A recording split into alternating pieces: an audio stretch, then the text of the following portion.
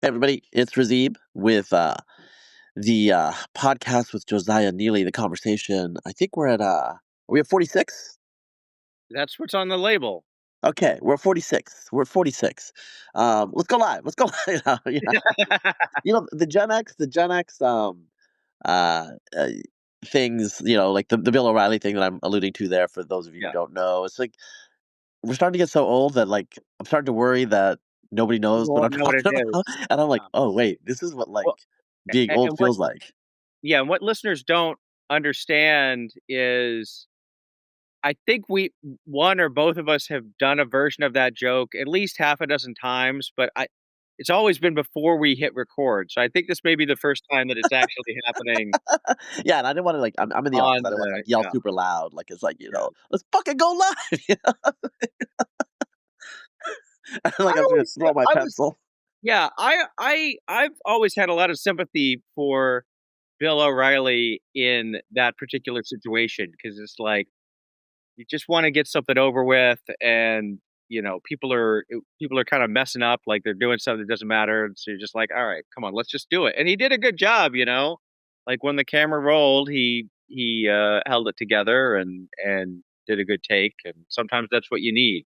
I You mean, need life to is let stressful. Life yeah is stressful. When you're grown up, you realize that it's not all, so as we're recording, I guess we should talk really quickly. I mean, we're just 2 guys, like, offering our opinions and, I mean, sometimes people are like, "You don't really know anything about that." And I'm like, "Yeah, that's the whole point. yeah This is content 2025." I mean, there are, right I mean, if you want to hear Josiah talk about energy, we can talk about energy or some legal stuff that no, again, he doesn't look at his face. He doesn't want to talk about that. But the big beautiful bill passed. I haven't really kept track of it. I know people are going to get off the healthcare rolls, and then like on my Twitter feed, I think the conservatives are saying, "Oh," or some I'll say MAGA people because, like, I think there's been some, like, fracture in that, are saying, "Oh, well, those are just illegals," all this stuff. Our deficit's growing bigger. I guess the question, y look, there's a lot of stuff in the bill. I don't know all the details. Like, some of it sounds pretty bad, to be honest, but it's like, what, like, some thousand page bill? Of course, it's gonna be bad stuff in there. And it, like, barely passed, as per usual, which, okay, like, I don't know. I always yeah think, like, 50-50 is suspicious. It's like, you know what I'm trying to say? It's like they, like, kind of were like, "Okay, like, we're gonna, like, draw some straws, and you guys have to, like, vote yeah. for it. We can vote against it," you You know? always have to figure, yeah, with 50-50, if one of the 50 had said, "You know what? I changed my mind. I'm voting no," That's uh, maximal leverage. another yes vote would have materialized out of somewhere Yeah. most Yeah, so it's not really 50-50, but, it was close, so I think, like, I mean, we've talked about this. I think everyone, well, not everyone, but people in our circles, liberals have traditionally not talked about it as much, but I think they are also starting to talk about it because it's Republicans that are doing it. Uh, the budget deficit, and the potential debt crisis and national bankruptcy. And I think that that is really the shadow of like, you have Thomas Massey and Elon making noises on the, from the quote right, traditional fiscal hawks. Uh, so Donald Trump, one of the things is about him is he's kind of like a hodgepodge of policy views. So it's hard to say that he is, he's not like what is it, severely conservative like Mitt Romney. You know, right, like right. he moderated on the abortion plank, for example, even though he was responsible by his appointments for the overturning of Roe v. Wade. But the reality is, I mean, the Republicans don't have a real strong position, a federal position on abortion right now. Even though the party overall is pro-life, Trump is basically like put the brakes on that. So that's moderate. And then like on the fiscal stuff, he's always been a dove in terms of deficit spending. He hasn't liked to cut things. Um, and so we have a big deficit, although this is like driving tax cuts or maintaining tax cuts. Um, and But, on stuff like immigration, he's a hawk, like, and so it's kind of this hodgepodge. It's hard to like generalize. It's like Donald Trump is, in some ways, he's like moderate and radical at the same time, but in very different ways. And like what you want to highlight. So I mean, so for example, for like the war stuff, he is not a neocon, but he's not necessarily a dove either. It just Right. depends. you know? And so I think with this bill, a lot of subsidies for solar. Actually, there's an energy angle because I don't know what to think about this because I don't know anything about this. What's up with the subsidies disappearing for solar and wind and like subsidies for coal? This is what I've heard about, but I haven't dug deep into it. Have you like looked into it? Like, what's the story there? Yeah, I mean, so this is something that goes back and forth, and it's actually been a long standing issue with some of the subsidies for wind and solar energy, like um, called the production tax credit, the PTC, or the investment tax credit, ITC, which give either money for construction or for generation, right? It's like about 2 cents a kilowatt hour potentially for generation of renewable energy. And, it's been around for, so that's been around for a long time. It's kind of almost gone away at various points, and then they kind of bring it back. And there are also there's a lot of supercharged subsidies for various clean energy sources in the IRA that Biden passed a couple years back. So, and I haven't actually, as we're recording this, I haven't looked what's in the final in terms of phase out dates and other things like that. There's a lot of um, talk I see online about how this is going to be disastrous for take your pick, clean energy, energy in general, the economy in general, AI, other stuff. I mean, I'm kind of skeptical. I don't think that these subsidies really are optimal policy in general. And I think specifically with regard to renewable energy, there was a time where if you cut subsidies for renewable energy, that would have killed new investment in renewable energy. But that time has passed. Like wind and solar, increasingly, these are mature technologies. They're very cheap, even without the subsidies.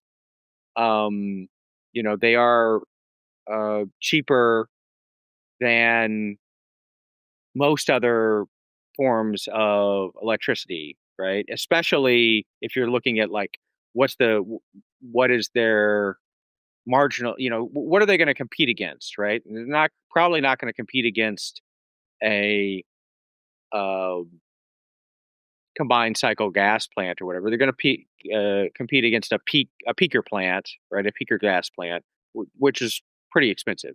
So, you know, probably it will have some effects on the margin, and do this or that, but just removing the subsidies at this point, I don't think it's going to stop renewable energy. I think it's probably good policy. So we'll see how it goes. A lot of this stuff, the budget, these budget bills or spending bills, I guess you should call them. This is, I think, an area where Congress really does matter, as much as the president. I mean, there's other areas of policy, whether it's like border enforcement or foreign policy, especially, where really who the president is kind of determines how things go. But with spending bills, even though the president may have like a proposal, which is gets the ball rolling, and he obviously has a lot of influence, the members, they all want their pound of flesh, and they all take their thing. So what you end up with typically in order to get something passed are these giant hodgepodge of a 500 different people's priorities, and there's going to be some good stuff in there's going to be some bad stuff in there. I think historically, I mean, the deficit, I think, is a real problem. uh Certainly the levels of deficits that we have been running for the past 5 6 years are almost comical in historical terms. I can remember during the George W. Bush administration, there was a big deal because the deficit at one point hit $400 billion, right? So, like a $2 trillion a year deficit, that just sounds like that would have sounded like just a made up number or whatever. But, that's not sustainable in a sense. You got to reorder things. Um, Historically, the way that you get some sort of budget discipline to the extent that you get it out of Congress is you need a, a Republican Congress and a Democrat president, right? Because if you have a Democrat Congress and a Democrat president, okay, they're going to spin, spin, spin. If you have a Republican president and a Democrat Congress, I mean, they want to oppose the Republican president in all sorts of ways, but generally that's not by cutting spending. And if you have a Republican president and a Republican Congress, even though they're both nominally uh, committed to limited government cutting spending or whatever, it's just very hard to maintain discipline. So you know, Trump is a fiscal dove, but George W. Bush, I mean, he ran for the time really big deficits because of the Iraq War and other stuff like that. And then even Reagan, who was known as like a government spending hawk, and he was for domestic spending, but because of the military buildup and all that sort of stuff, you ended up with huge deficits there as well. So at some point, you kind of figure there will be some sort of. I mean, I guess the other feature about this is the reason why this keeps happening and we have these big deficits is because ultimately there really have not been any consequences for it, right? In the sense of, our ability to borrow remains mostly fine. It's not having a drag on the economy yet. At some point, you figure it will. Just the amount that we have to pay on the interest, and if interest rates go up more, that might provide some level of discipline. But to, it, until there's real consequences, it's a very hard thing to just say as a matter of principle. Hey, we shouldn't hand out all this free money, right? That's democracies are not good at that. Well, let's give just some perspective. I mean, I think people should know this, but like I'm just gonna review because like sometimes you don't. So like as a percentage, and so obviously, there's issues with nominal numbers. So as a percentage of our GDP after World War II, when we were obviously doing deficit spending, it was 120% of our economy, of our GDP. Okay. It dropped as a percentage, kind of bottomed out the first Reagan term as 25% or 30% of our GDP. And then it jumped up. Uh, obviously during the late 80s, there was kind of like early 90s. You remember, we both remember like 1992, Ross Perot, they're talking about the deficits. It peaked at about like 60 some percent, low 60s. And then it dropped, during the Clinton era, obviously. And then we actually had year on year surpluses. I mean, not the Right. whole, but like, we had, yearly Yeah. budgets. It dropped again back down to like about a little above 50. And then it kind of like inched up during George W. Bush. Then the financial crisis hits and it jumps up to about 100%. So it went from like about 60%, I think, during the end of the Bush term to about like 100%. And then during the pandemic, there's another jump uh, up to 120%. And that's where we're at now. So we've gone in our like I would say like we were like politically conscious creatures at a time when the budget deficit peaked uh, around half of where it is as a proportion of our GDP, and then it dropped, and we didn't really have to quote worry about it until the financial crisis, where we did deficits. We did a lot of we boosted the economy, stabilizers, the Great Recession, blah blah blah, but we never ended up drawing it down. So that's where we are, and that's kind of scary if you think about it. Like with a family, like I say, a middle to upper middle class family, you know.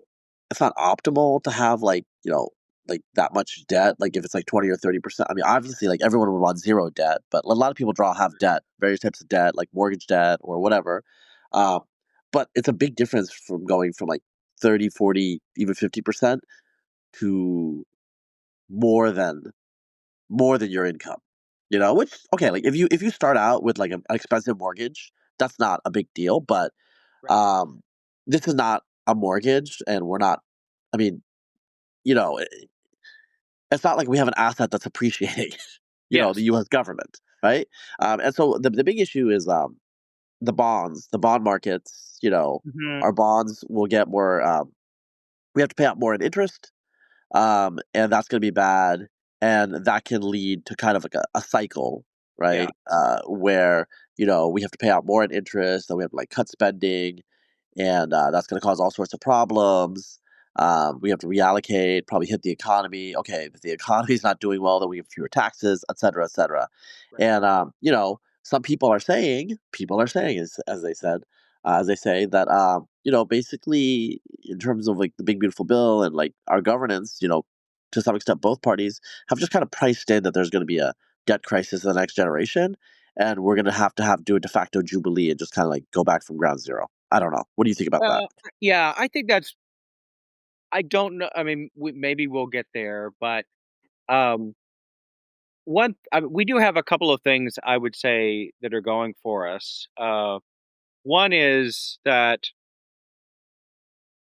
you know I like low taxes. I think those are good, but it is the case that if you look at the U.S. versus other developed nations, our spending, uh, like I guess I would say like our tax base or our tax rates are a lot lower than other peer nations. We don't have like most other countries have a VAT, for example. We don't have a VAT, you know, um, and there are other sources of revenue that we haven't tapped to the extent that other countries do. Now, I'm not saying that we should do that ideally, but I am saying that if we get to a point where uh, the current levels of spending and taxation are not sustainable, we do have a lot of we have a lot of headroom, on the tax side and also on the spending side. Frankly, I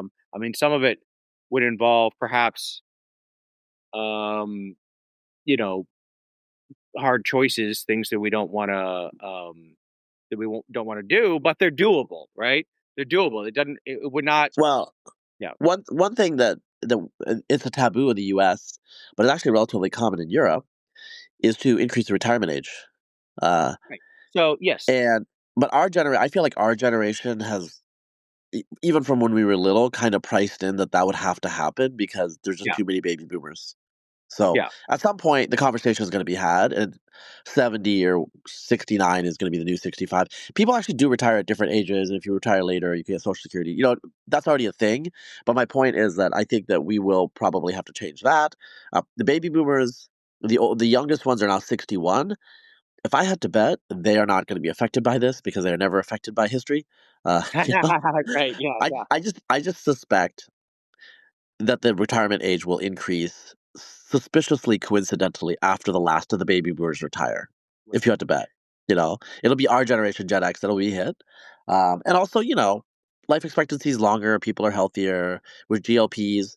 The productivity could increase if AI increases productivity a lot and the economy gets way bigger. We'll just grow our way out of the deficit. So there's possibilities.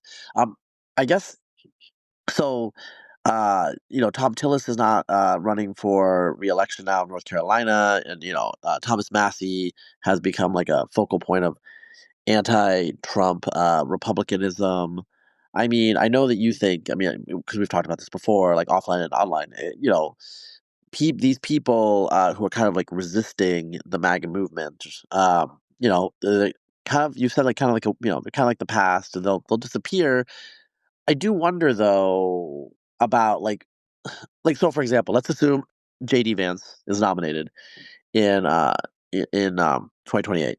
I, I do wonder about the ideological coherency without Trump, and I think that if people could just last it out, I think we might have a much more diverse coalition. I mean, I don't diverse is like a weird freighted word, but I mean, right now, basically what Trump says goes. Like you have a decider. Right. Once he leaves the scene, and like knock on wood, he's you know seemingly healthy right now, but also like he might not be like Bill Clinton. Right. Like Bill Yes. Clinton's been around forever. Like his influence disappeared with really declined after Obama, but Obama's going to be around forever. Um, Biden's not going to be around that much longer. Right. Honestly, I think we know that. Frankly, Trump, I mean, at his age, so I think that there's going to have to be new voices, and I don't see like big figures in the Republican Party. I mean, JD's we both love him, but he's not the same type of person. I think the same with the Democratic Party. Actually, I think both parties are going to have an issue where they don't have a big decider that can kind of bring all the different factions to heel really quickly. Yeah. I I think at this point, obviously, it's there's a lot of time, so there's a lot of things that can happen. Right now, uh, JD seems to have a fairly dominant. He's building his own reputation in the party. He's got a dominant pole position, I would say, for the nomination. If God forbid something were to happen to Trump, uh, I think he could take over and be a leader of the MAGA movement. It's not, and again, I'm just talking about political realities here, not necessarily my own policy preferences, because I tend to be, fairly laissez-faire. But um, the Republican Party, if you look at right of center parties in other developed countries, the Republican Party is further out on the like free market, limited government, Liberal economics, liberal neoliberal economics. economics than a lot of them. So it's certainly, I don't think that there's anything untenable or uh, you know contradictory about having a successful, right populist party that's still going to be fairly pro market, pro business, limited government or whatever, but is not going to be as certainly rhetorically committed to to pushing those things as the Paul Ryan era people were. To some extent, that was more a matter of rhetoric than reality anyway. But yeah, I mean, especially, to some extent, I think it might even help them electorally. I mean, I think it helped Trump electorally that he was able to neutralize the attack that always comes Yeah, from the Social Democrats to security say they want privatization. to cut your Social Security and your uh, Medicare. All right. I think I mentioned this before. I think it was like Funny or Die did this thing during 2012 where it was like Romney and Ryan. And it was pretty funny. Like a lot of it was about like Romney being like super rich, and he didn't care. But the Paul Ryan thing that I always found funny, and I like Paul Ryan, but is that he got in some old woman's face and like knocked her over. And I think like the whole shtick about that is that he's going to take away her social security. And, she better like trust in the free market. And I was just like, it's like pretty easy to caricature. Like again, like I probably lean towards that in some ways position, but I remember like laughing because I was like, okay, that's just like so on. Because like also Paul Ryan's like very young and youthful looking, and he's like exercises a lot. He's just like, you're old and like you're sick, and like we're gonna put you on the street. Right, right. and, like, and like obviously Trump. I mean, most of the conservative parties in Europe are like they're what you would call kind of Christian Democrats. Sometimes they're not labeled that, but Mhm. they're pretty Yes. much Christian Democrats. So it's kind of, they're not as socialist as the socialist parties, obviously, but they have a lot more a welfarist Yeah. sentiment in the United States, where we have traditionally we have had kind of two liberal parties actually. Like we have a right liberal party and a left liberal party. Mhm. I mean, compared to other countries, Yeah, perhaps. yeah, yeah, yeah. In terms of like even in terms of individual rights as well, I think. But it's probably just because of our constitution. We're a little bit Right. dinosaurs because of the Bill of Rights and stuff like that. Kind of has locked certain things in. But now, I mean, both parties seem to be shifting, and I guess like that's the second topic we wanna talk about the Zorhan. Zohran, yeah. Am I the only one that like thinks of the movie The Zohan? Am I? Was that the Adam Sandler movie Yeah, or yeah, yeah, yeah. yeah. Right, right. Yeah, yeah, yeah. I mean, Zohran, It- it kinda you sounds don't like mess with the Zohan. You don't mess with the don't Zohan. mess with Yeah, the Zohan. Yeah, yeah. yeah. Um, yeah, I mean, I probably should stay away with, making funny comments about his name. But, uh, yeah, you know. Yeah, I mean, Zorhan Mamdani looks like to be the favorite to be mayor right now because he won the Democratic primary Right. in an upset against Andrew. I mean, everyone knows about this. Against Andrew Cuomo. Um, I will.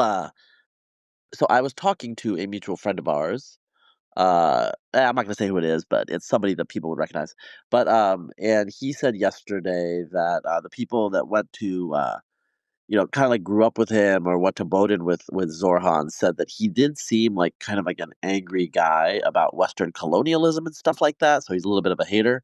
I know he's got like a nice smile and he's got like a sunny, polished image that he's presenting. But there's a lot of things about him that are a little bit caricatured, and I think he's a little confusing for people to understand. Um, I mean, like the online influencers get a little out of control. So they're depicting him as a jihadi communist, which that's kind of a joke. I do think the best way to understand him is he is a very left wing person, and he has like some of the accoutrements of identitarianism to kind of make himself cooler in the 2020s. He's a younger millennial, not quite a Zoomer. He's 33, but he is a younger millennial, and so he kind of came up during the Great Awakening. Kind of matured into manhood during the Great Awakening, during like the biggest cultural liberal peak I think that we had in this country, in the last century, arguably. And so that is who he is. Just for his background, some people might not know.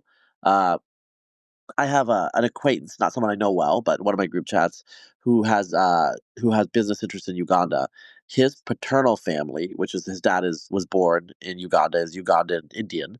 Well, he was born in They Yeah, yeah, and he was born in Uganda. His mother is Indian from India, but right, yes, yes. The director Marinara, and I'll talk about her a little bit. Sure. But his dad is from like the Gujarati. I'm assuming the Shia Ismaili community. Anyway, so they're Muslims, but like his paternal cousins are prominent, industrialists basically. So he comes from a very well off family. His dad's caste are they're kojas. They tend to be merchants. So capitalism is their thing. His dad has obviously gone a different path. He's an academic, post-colonial professor, kind of like a junior Edward Said, who was a friend of the family. Right. Author of Orientalism. His mother is a well-known director, Marinaire, who's done Mississippi Masala and she's in the Kama Sutra and uh, So, I'm sorry, the what? namesake. The namesake. So it's just a bunch of brown stuff, but kind of like in English, I guess. Alright. Um, Never heard of the Kama Sutra, but I thought it was a little bit older than, you know. well, she did. There's a movie called The Kama Sutra in the 1990s. That was Okay, like, I don't know if it had a connection I didn't watch it. I don't know if it had a, but I'm assuming it had like some. It was like Indian. It was like historical. I'm sure, But so yes. she's a pretty prominent director. She was offered to direct some of the Harry Potter movies, and she turned it down to do the namesake. So, they're not like uber rich, but they're definitely upper class. I would say. He went to elementary school that's like $15,000 or something ridiculous a year. For an elementary, I think it was more than 50. Anyway, he went to Bowdoin, which is like 60, 70,000 a year tuition. He's definitely like uh from a well-off family. His dad's a professor at Columbia, which okay, probably has a salary of 300, 400K. That's not bad. That's upper middle class. But I think his mom is a pretty successful director. Is one of the reasons that they're well off. um so he's fits a particular profile of kind of like a Brooklyn trustafarian. He never really had a serious job until he was an assemblyman. He kind of bounced around, which you know what, like I know a lot of people from that background that are like that. Okay, Right. Yeah. in terms of like they never like kind of like figured out a career until relatively late. So I don't really hold that against him. It's just type of person that lives in New York, and that's a whole thing. It's a whole scene. But he does a lot of things that are annoying to people. Like recently, he was eating with his hands in a really like sloppy bad way, which was like triggering a lot of people on the But internet. yeah, I just want to pause and say this is maybe a pet peeve of mine because everyone's like they talk about him eating with his hands, and I guess what it means is he like it was like a bowl of rice or something, or some sort of food in like a bowl, and he was scooping it out with his hands. And I just mentioned that because it's like, well, I eat with my hands all the time. Like if you have a burger, you eat it with your hands, right? You have French fries, you eat it with your hands, and this is not important at all. But Yeah, the issue is, you know, Americans have, uh, as do all societies, cultural practices, and some foods you're supposed to eat with your hands, some foods you're not supposed to eat with your hands. Like there's some foods where if you were to take a burger and eat it with a knife and fork, people would also it'd be think, weird. It'd yeah, be weird. It'd yeah. be weird. So I'm sorry. Anyway, I mean, yeah, I don't like honestly. I don't like I like shellfish. But I don't like to eat like, crawfish, like crayfish, right, whatever, yeah, like they do in Louisiana where you like boil them and then you have to like crack them open. I don't like to do that 'cause it's just too messy.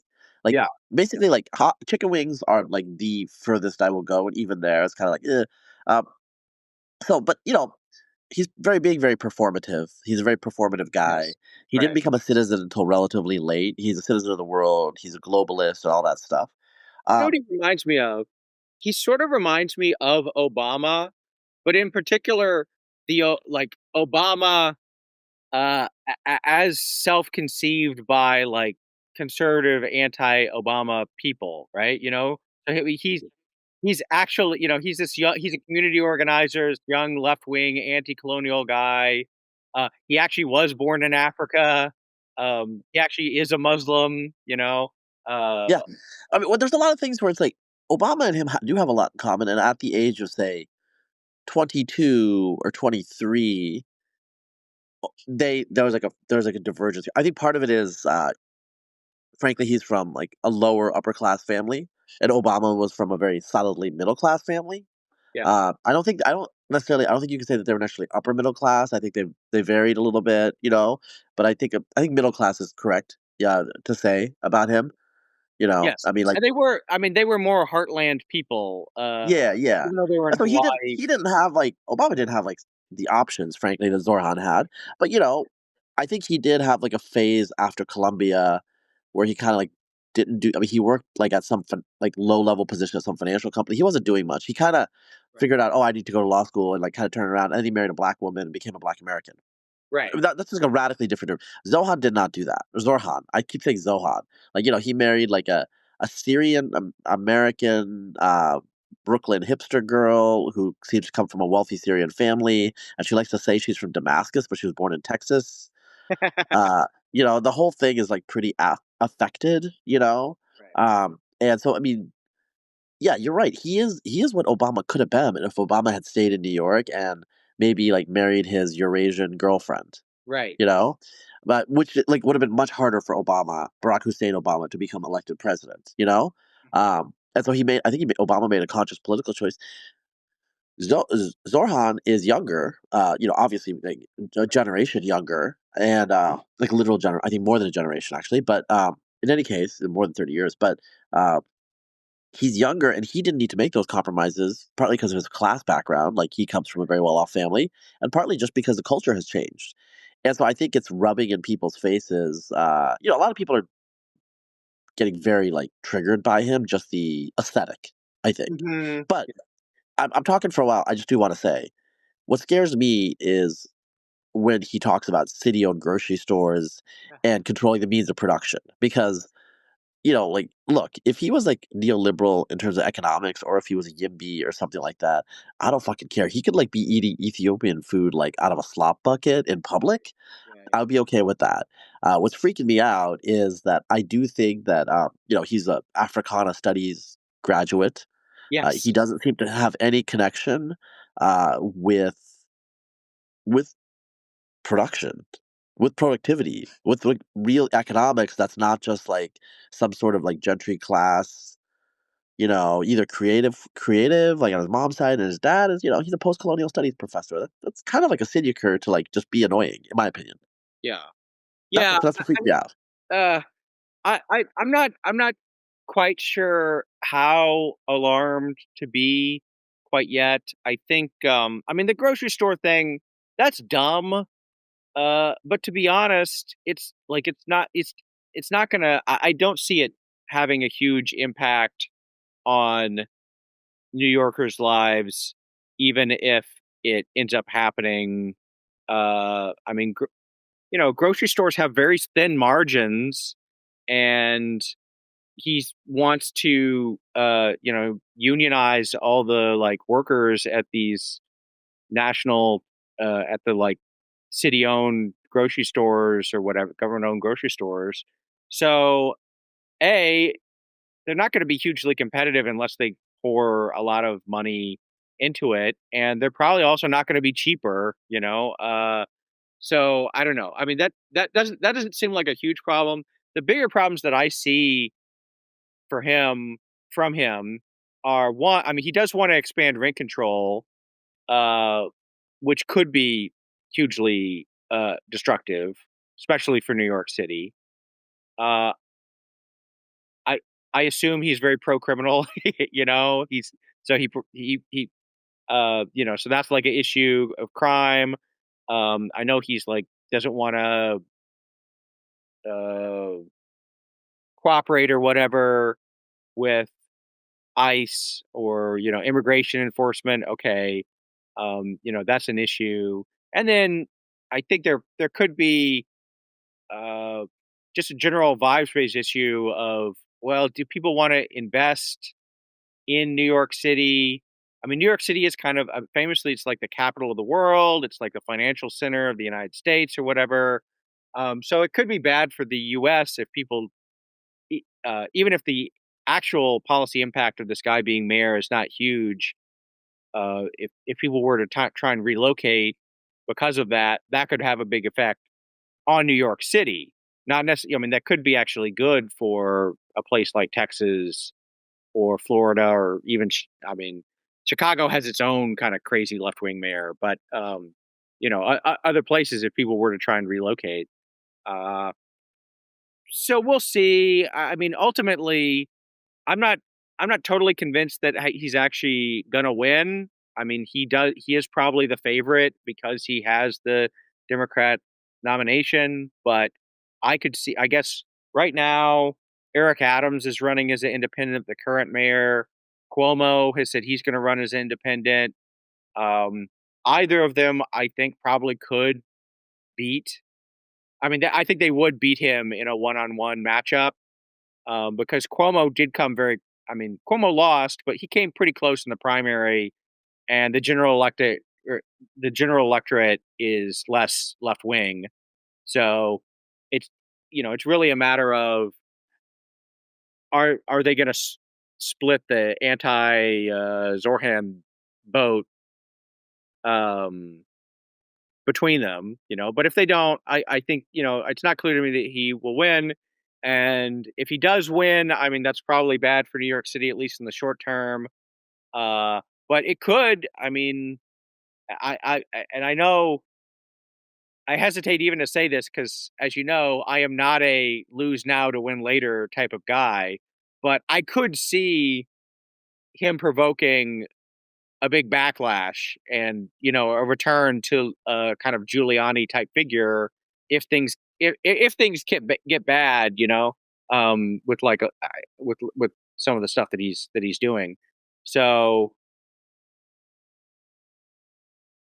So one thing I would say is like there's a couple things. One thing is like in terms of the city itself, like yeah, I mean there's only so much he can do. I do think it's been interesting some of the abundance liberals have been wish casting.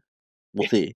right, Like oh maybe he's an abundance guy, but I don't think, for example, I just don't think that he will stand up to the Democratic interest groups that cause problems in places like Chicago. I don't think he's as retarded as Brandon Johnson. That's pretty hard. But I mean, like Brandon Johnson. The reason I say Brandon Johnson is retarded, by the way, is like in Chicago, like he has really low ratings. He's basically tool of the teachers unions, and like he has basically taken on like I think debt for the city that's like payday loan style And interest rate. payday loan rates, yes. Yeah, yeah, yeah, yeah. So I said that's what I'm saying Here's retarded. I yeah, mean that's just retarded. Okay, you don't do that. But all he cares about is the teachers unions because that's all he cares about. Okay, I don't think Zohan would do that, but I don't think he would stand up for the police, for example. I don't think he would stand up to the teachers unions, et cetera, et cetera. I think the city would go. It would be like De Blasio on steroids because some of the institutional, Bloomberg era bulwarks against full De Blasioization, have been eroded away since then.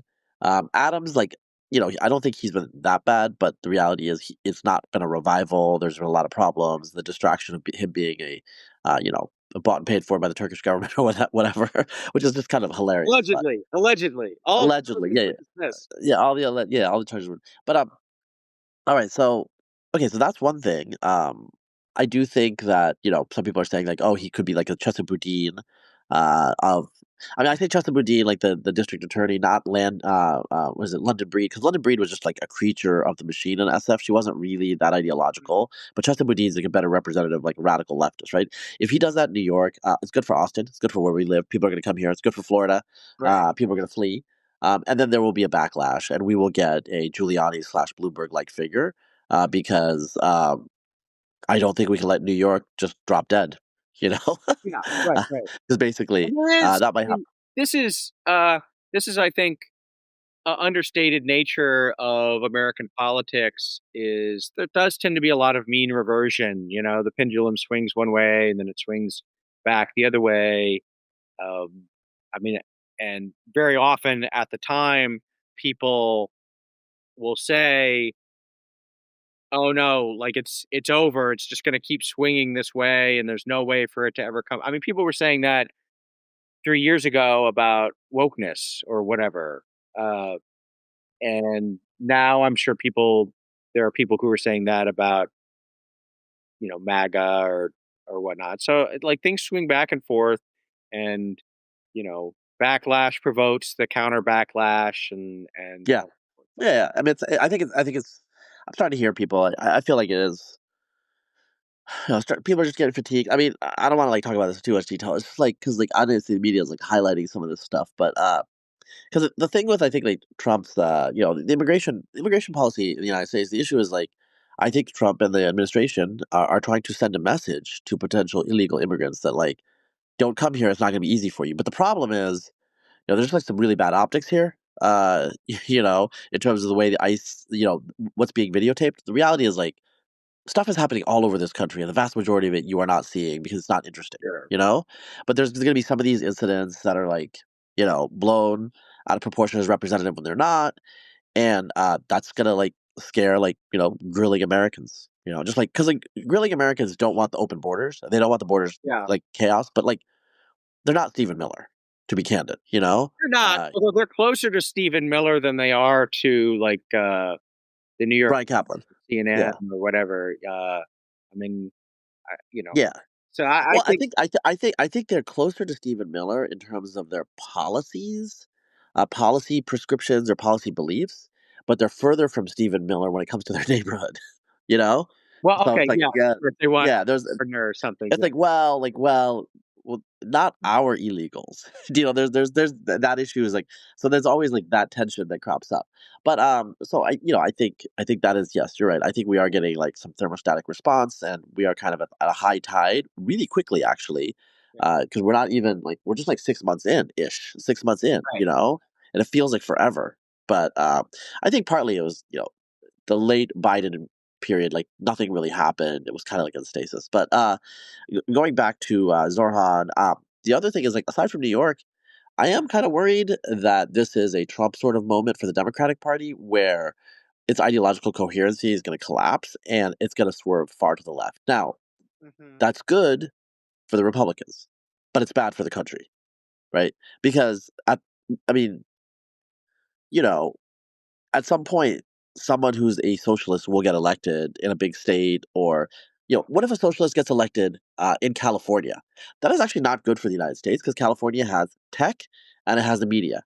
It has two big industries that drive a lot of our exports. In terms of like how we get currency and stuff like that. So I'm not excited about a Democratic Party because it used to be the Democratic Party. You have to kind of say, I'm not a socialist. I'm a capitalist. I just believe in like redistribution or Right. whatever.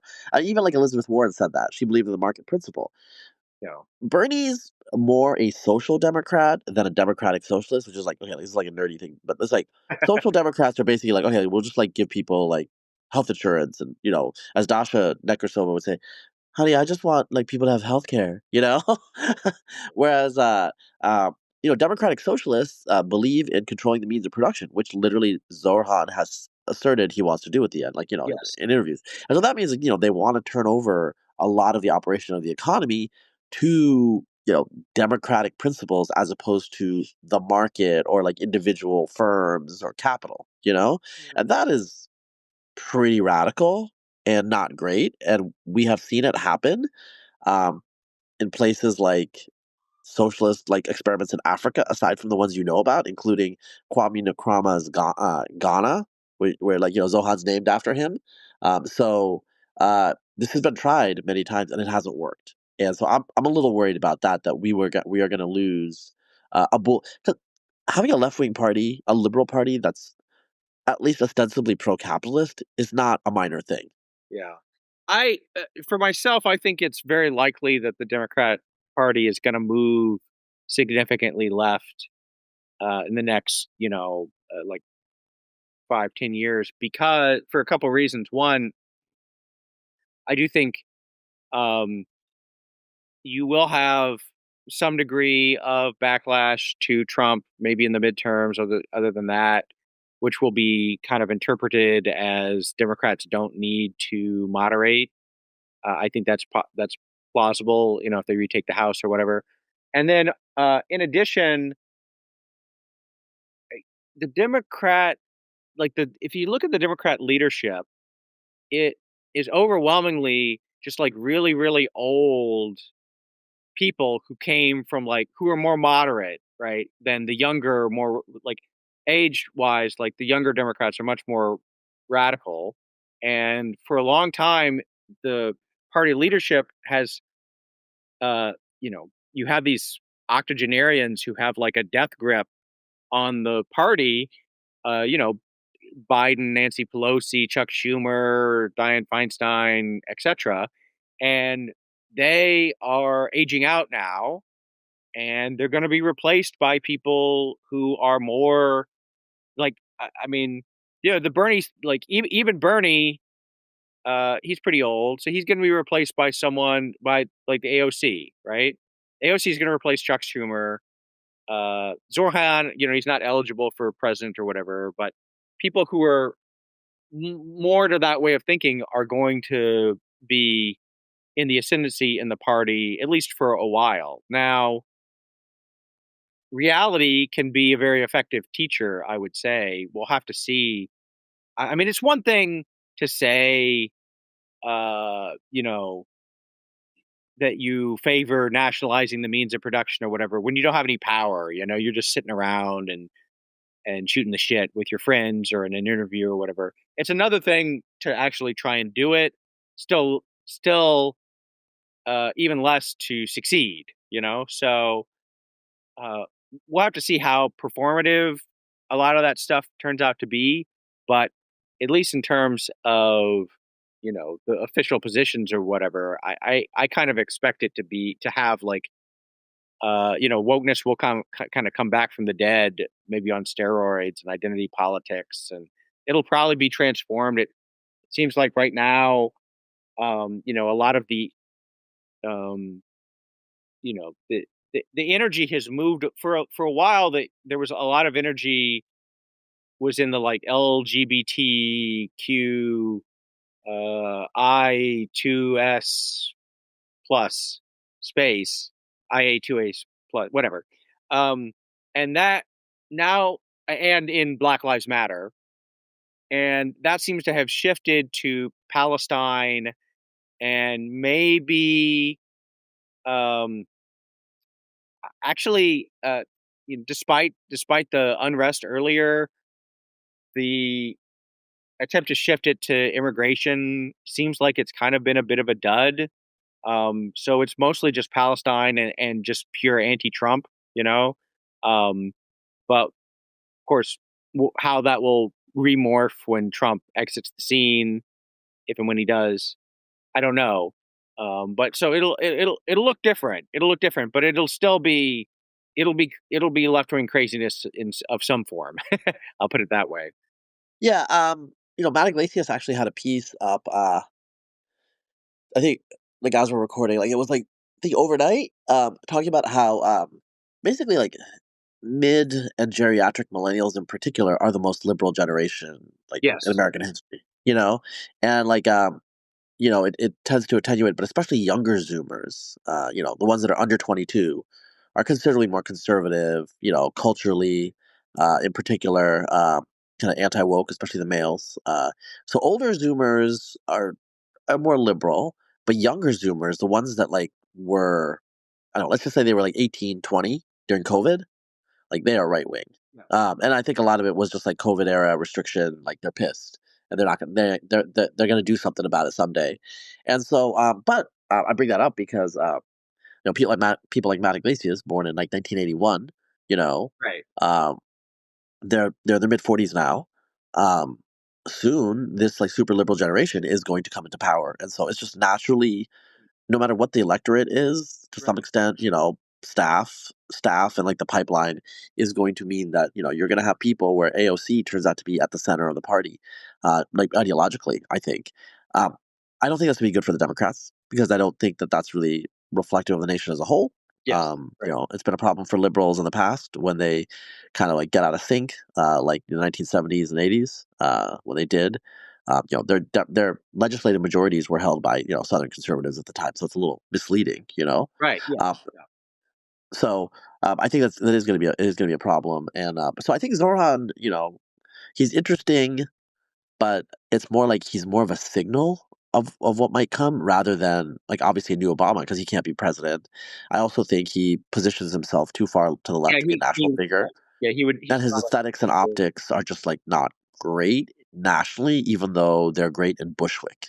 So he's the Bushwick candidate, which Obama, he married a woman from the South Side of Chicago, like right. he combined, what he did, what Zohan might have done in New York is he mobilized Asians, including East Asians somehow, and I don't know how that is, but just looking at the things, it wasn't just South Asians. He got like a combination of Asians plus educated whites. So Right. in a way, he did the Obama trick where he appealed to his ethnic base Mm-hmm. Yes. and the wine And track. the white. But his ethnic base is very very small nationally compared to blacks, and in the Democratic Party in particular. So I don't think even if he wanted to, which I don't think, he's not going to replicate that. But I think he does presage something. The next topic, and I think we're going to cut to the paywall here. Columbia admissions scandal leaked data with our friend Cremu, who has kind of like kind of self docs. Like I think he was on Charlie Kirk. He told He was me on Charlie. official self docs. So I Yeah, don't. yeah, yeah. I mean, do we say his name or we just say Cremu? We'll just say Cremu. Okay. All right. Yeah, I mean, but you could like find him. it's already out there.